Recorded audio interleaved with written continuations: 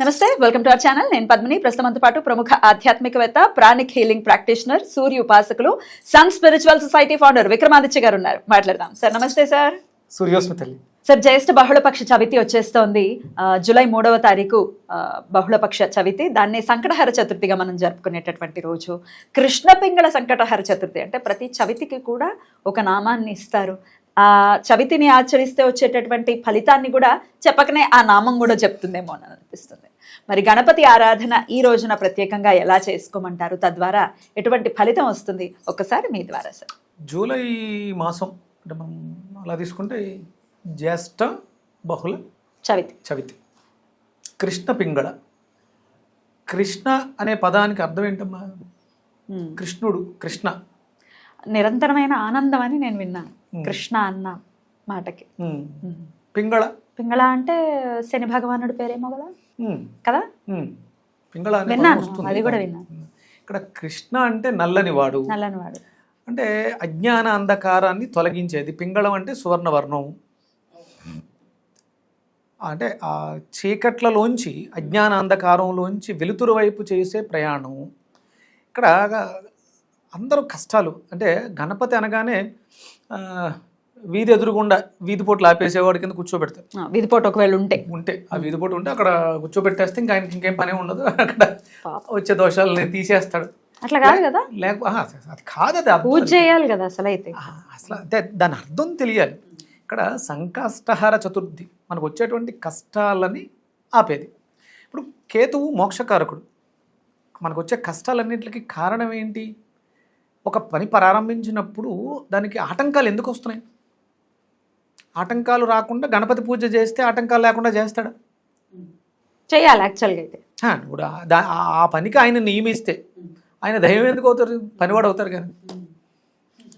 అంతే కదా. అంటే ఆయనకి ఇంకేం పని లేదు. నువ్వు ఒక పసుపు విఘ్నేశ్వరుని చేసి తమలపాకు మీద పెట్టి పూజ చేసి నాకు ఏవి ప్రాబ్లమ్స్ లేకుండా, అంటే ఎలాంటి ఆటంకాలు లేకుండా నా పనులన్నీ నిర్విఘ్నంగా చేసే స్వామి అని చెప్పేసి అంటే జనరల్గా మనం చేస్తున్నాం. అసలు ఒరిజినల్గా గణపతిని ఆదిపూజ్యో గణాధిప, ఎవరైతే మొట్టమొదటి పూజలు అందుకుంటున్నాడో ఆయన గణపతి కదా. ఆదిపూజ్య గణాధిప అంటే అర్థం ఏంటంటే ముందుగా ఎవరైతే పూజలు అందుకుంటున్నాడో ఆయన గణపతి. గణపతి అంటే అర్థాలేంటి? లెక్కించువాడు. గణ అంటే కౌంటింగ్, గణపతి అంటే లెక్కలకి అధిపతి. లెక్కలు రాస్తూ ఉంటాడు. మనకి శ్రీశైలం ప్రారంభంలో కూర్చుని నాన్నగారి దగ్గరికి వచ్చి వెళ్ళే సాక్షి గణపతి అంటే అకౌంట్. గణ అంటే కౌంట్. మనం చేసే ప్రతిదీ రాస్తూ ఉంటాడు గణపతి. ఇక్కడ ఈయన సంకష్టం అంటే కష్టాలు ఎందుకు వస్తున్నాయి మనకి? మనం చేసుకునేటటువంటి కేతువు. అంటే కేతువు జ్ఞానకారకుడు. అజ్ఞానంతో ఒకవేళ నాలెడ్జ్ లేకుండా నువ్వు ఆ పని మొదలు పెడితే అది విఘ్నమే. విఘ్నాలను తొలగించేవాడు వినాయకుడు. అంటే చదువులకు అధిపతి. జ్ఞానంతో పనిచేస్తే తమలపాకు బియ్యం పళ్ళంలో తమలపాకు వేసి దాని మీద పసుపు గణపతిని పెట్టి పూజ చేయక్కర్లా కదా. ఏదో రాబోయే చెప్పు పర్లేదు. ఇప్పుడు అవి అయిపోయినాయి సార్, ఆల్రెడీ జరిగిపోయిన అజ్ఞానంతో తప్పులు జరిగిపోయినాయి. ఇకనైనా జ్ఞానం అయితే సన్మార్గంలో నడిపించమని కూడా స్వామిని ఖచ్చితంగా మనం ప్రతినిత్యం కోరుకోవాలేమో అని అనిపిస్తుంది. ప్రతినిత్యము అసలు అంటే నైట్ నిద్రించే సమయంలో, ఉదయం లేచిన వెంటనే మనం చేయాల్సినటువంటి కార్యాలు ఆదిపూజ్యో గణాధిప. అంటే ఏదైతే ఉదయం అంటే ఇప్పుడు సుబహాన్ అల్లా ముస్లిమ్స్, మనం ఏది చూసినా ఆదిపూజ్యో గణాధిప, ఆడు గణపతి, గణాలకు అధిపతి. ఇప్పుడు మనం ఒక పని చేస్తున్నాం, ఆ పనికి సంబంధించినటువంటి గణాలు ఉంటాయి. ఒక ఇంట్లో ఎలా అయితే 64 ప్రమద గణాలు ఉంటాయి. ఒక ఇంట్లో ఇల్లే దేవాలయం అనుకుంటే అందులో ఆ ఇంటిని నడిపించడానికి అష్టదిక్పాలకులుగా, పంచభూతాలుగా, ఇవన్నీ కూడా వీటన్నిటికీ ఉన్నటువంటి అధిపతి గణపతి. అది మనకి ఉదయిస్తున్నటువంటి సూర్య భగవానుడి యొక్క బింబం ఎర్రగా ఉంటుంది, అది గణపతి. గణపతిని అందులో చూడాలి. ఆదిపూజ్యో, మొట్టమొదటిసారి నువ్వు ఏ దేవీ దేవత ఉపాసకుడు అయినా మొట్టమొదటిగా ఉదయిస్తున్నటువంటి ఆ సూర్య భగవానుడిలో గణపతిని చూసి ఆరాధన చెయ్యేవాడు. ఇలాంటి వాటికి అసలు నువ్వు చేసే పని ఇక తిరుగు ఉండదు, ఇంకా దానికి ఆటంకమే ఉండదు. ఏం చేయమంటారు? కృష్ణ పింగళ సంకష్టహర చతుర్థిని జ్ఞానంతో మనం ఆచరణ చేయాలి. సూర్యోదయానికి పూర్వమే నిద్ర లేవాలి ఫస్ట్. ఎవరైతే బిఫోర్ సన్ రైజ్ నిద్ర లేస్తారో వాళ్ళ జీవితాల్లో ఆటంకాలు ఉండవు. అంతే. అది లేక మనం చేసే పనుల్లో క్లారిటీ లేక ఫెయిల్ అవుతున్నాం, సక్సెస్ కోసం ఎదురు చూస్తున్నాం.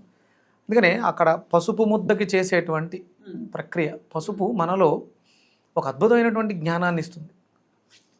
ఒక రకంగా చూసుకుంటే వంటల్లో చూసుకుంటే వ్యాధి నిరోధక శక్తి, యాంటీబయాటిక్. ఎప్పుడైతే రోగ నిరోధక వ్యవస్థ బాగుందో మనం ఆరోగ్యం బాగున్నప్పుడు మనం అన్నీ బాగా చేయగలుగుతాం. ఆధ్యాత్మిక చింతనలో అభివృద్ధి చెందాలంటే ఆరోగ్యం బాగుండాలి, ఆరోగ్యం బాగుండాలంటే ఆధ్యాత్మిక చింతన 100% ఉండాలి. ఇవి రెండు సమ్మిళితం, ఇవి రెండు విడివిడిగా ఎప్పుడు ఉండవు. ఇవి రెండు కలిసి ఉంటేనే ఆ మనిషి జీవితంలో ఉన్నతిని సాధించగలరు. మరి రేపటి రోజున ఏం చేయమంటారు? శుభ్రంగా సూర్యోదయానికి పూర్వం నిద్రలేచి అభ్యంగన స్నానానికి అవకాశం ఉంటే, అంటే నువ్వులు శనగపిండితో నలుగు పెట్టుకుని శుభ్రంగా స్నానం అవి చేసి ఉదయిస్తున్నటువంటి సూర్య భగవానుడిలో ఆ ఎర్రటి బింబంలో గణపతి ఉన్నాడు. మూలాధారానికి అధిపతి గణపతి అన్నాం కదా. అక్కడ ఉండేటువంటి వర్ణం ఏంటి? ఎరుపు వర్ణం. ఆ వర్ణానికి అధిపతి గణపతి కాబట్టి అందులో ఆ భగవానుడిని దర్శించి ఒక 14 గుంజిళ్ళు ఇక నుంచి మొదలు పెట్టండి. మీ జీవితంలో ఆటంకాలు వస్తాయేమో చూడండి.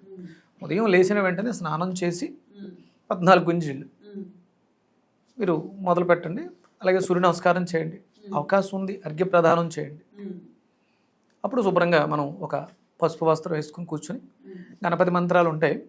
అసలు మాకు వేదంలో ఈ గణపతికి సంబంధించి కానీ లేకపోతే నేను సౌర మంత్రాలు చెప్తూ ఉంటాను.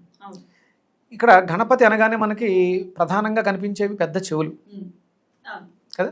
సింబాలిక్గా చక్కగా వినాలి ఫస్ట్ నువ్వు అంతే, చెప్పకనే బాగా విను, శ్రద్ధ ఎక్కువ పెట్టు. అందుకనే మనకి సౌర మంత్రాల్లో అరుణ మంత్రాల్లో మొదటి మంత్రం భద్రంకరణే శృణుయామ దేవాహ, భద్రంకరణే శృణుయామ దేవాహ. ఫస్ట్ భద్రంగా ఉండాల్సిన చెవులు, ఎందుకంటే వినాలి కదా. మంచి విను, నేను వినేదంతా కూడా నాకు భద్రం చేకూర్చుగా.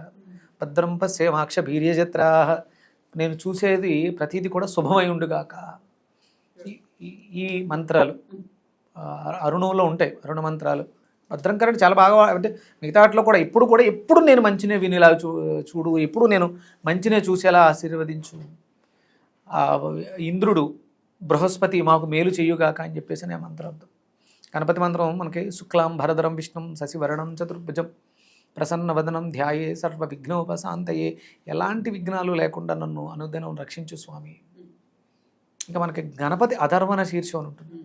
దాన్ని మనం ప్రాక్టీస్ చేయాలి. అంటే వేదములో ఉన్నటువంటి మంత్రాలని మనం ఎంతో కొంత ప్రాక్టీస్ చేస్తే తప్ప మనం అనుకునేటువంటి ముక్తి మోక్షము రాదు. చాలా ఉన్నాయి, అవన్నీ అవసరం లేనివి, అనవసరమైనవి, ప్రమాణాలు లేనివి. ఇది గణపతిది అధర్వణ శీర్షం అనేది ప్రమాణంతో ఉంటుంది, వేదం చెప్పింది. అలాగే గణాన అంత్వా గణాపాతి హవామహే కవిం కవీనా ఉపమస్త్రవస్తవం జ్యేష్ఠరాజం బ్రహ్మణాం బ్రహ్మణస్పత ఆన శృణ్వన్నోతిభిస్సీద సాధనం. గణపతి మంత్రం. ఈ మంత్రాలని యథాశక్తి ఎంత చదవగలము అది ప్రతినిత్యము చేయాలి సాధన. ఒక సంకష్టహర చతుర్థి రోజు మాత్రమే కాదు, ఇది ఇప్పుడు ప్రారంభించి చేస్తూ ఉంటే గడిచే ప్రతి సంకష్టహర చతుర్థి మన జీవితంలో అద్భుతమైనటువంటి మార్పులనే తీసుకొస్తూ ఉంటుంది. ప్రాక్టీస్, సాధన. ఆయన తీక్షణంగా వింటాడు, బాగా వింటాడు. గుంజుళ్ళు తీస్తే ఖచ్చితంగా మూలాధారం అనేది యాక్టివేట్ అవుతుంది అని చెప్తున్నారు కదా. తీస్తున్నప్పుడు ఏదైనా మంత్రం చదువుతూ తీయాలా, జస్ట్ తీసేయాలా? అది గుణాత్మకమైనటువంటి, అంటే గణపతి గుణాలు కలిగిన వాడు కాబట్టి గమ్ అనుకుంటూ, అలాగే అలాగే లమ్ అనే బీజం ఆయనకి, అంటే మూలాధారానికి బీజం లమ్. అలాగే ఘమ్ ఆయన మంత్రం గణపతిది, గమ్. అదే గురుడికి కూడా గమ్ని సూచిస్తాడు. మీ ఇష్టం, అది గమ్ అనుకుంటూ అనే మంత్రాన్ని ఇట్లా లక్ ఫర్ బోత్. కుడి చేతి ఎడం చేతి బొటన వేలు కుడి చెవు మీద పెట్టి కిందకి పుల్ చేయాలి, పుల్ చేస్తాం. అలాగే కుడి చేతి బొటన వేలుని ఎడం చెవు మీద పెట్టి కిందకి పుల్ చేయాలి. ఇన్హేల్ చేస్తూ నెమ్మదిగా దిగి హోల్డ్ చేయాలి. ఇక్కడే అంటే రాహుకేతువులకు ఉన్నటువంటి సంబంధం పూర్తిగా విడిచిపెట్టడం కేతు యొక్క అధీనంలో ఉంటుంది. పూర్తిగా కుంభం అంటే లోపలనే కుంభీకరణం చేయటం, శ్వాసను తీసుకొచ్చి బంధించడం అనేది రాహు కంట్రోల్లో ఉంటుంది. ఎవరైతే ఆ వాయుస్తంభన ఆ తీసుకున్నటువంటి శ్వాసని కుంభించకుండా చేస్తారో వాళ్ళకి రాహు యొక్క ప్రభావాలు అధికంగా ఉంటాయి, చెడు ప్రభావాలు ఎక్కువ ఉంటాయి. కుంభన అనేది జరగాలి. కుంభన అని జరగాలి, అలాగే పూర్తిగా విడిచిపెట్టి మళ్ళీ బంధన జరగాలి. ఇవి రెండు రాహుకేతువుల యొక్క చెడు ప్రభావాలను మనకు రాకుండా చేస్తాయి. అందుకనే ఉచ్ఛ్వాస నిశ్వాసాలు చేస్తూ గుంజిళ్ళు తీయటం అనేది చాలా ఇంపార్టెంట్. ఇన్హేల్ చేసి కిందకి దిగాము, నెమ్మదిగా కూర్చుని బంధన అక్కడ బంధన చేసి ఆపి నెమ్మదిగా మళ్ళీ విడిచిపెడుతూ అలా పైకి ఎగ్జైల్ చేస్తూ పైకి లేస్తాం, అంతేనా? జీవితంలో అద్భుతమైన మార్పులు. ఉద్యోగాలు లేని వాళ్ళకి ఈ గుంజిళ్ళు తీస్తే ఉద్యోగాలు వచ్చినాయి, వివాహాలు కాని వాళ్ళకి వివాహాలు అయినాయి. ఎందుకంటే రాహుకేతువులు ఇద్దరే నడిపిస్తుంటారు వివాహ వ్యవస్థను. కానీ ఆటంకాలు, అవును, కుజదోషం, కాలసర్పదోషం, ఇలాంటి దోషాలన్నింటికి అద్భుతమైనటువంటి రెమెడీ. ఎంత అద్భుతంగా ఇస్తారంటే మీరు ఈ సాధన మొదలుపెట్టి 41 రోజు పూర్తయ్యేలోపు మీ జీవితంలో అద్భుతమైన మార్పులు వస్తాయి. చూడొచ్చు. ఇట్లా పెళ్లి కుదిరిపోయిన వాళ్ళు మాకు కార్డులు పంచిపెట్టి ఫోన్లు చేసి పెళ్లి కుదిరిందని చెప్పి ఇమీడియట్గా 11 daysలోనే అసలు చాలా ఫాస్ట్గా చూసాం. సో ఖచ్చితంగా ప్రయత్నం చేయండి. చాలా అద్భుతంగా మాకు వివరించారు సార్, కృతజ్ఞతలు. నమస్తే సార్. సూర్యోస్మిత. జై శ్రీరామ్. జై శ్రీరామ్.